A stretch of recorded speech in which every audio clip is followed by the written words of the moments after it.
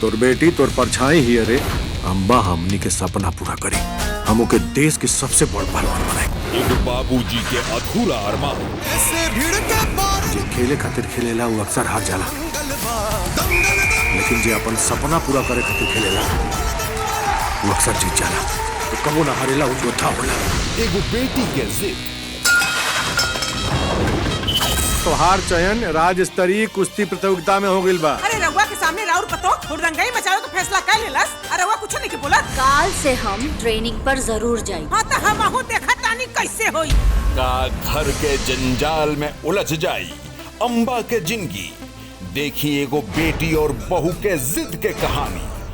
World television premier कुश्ती 20 जून संध्या 5 बजे सिर्फ एपिक भोजपुरी पर।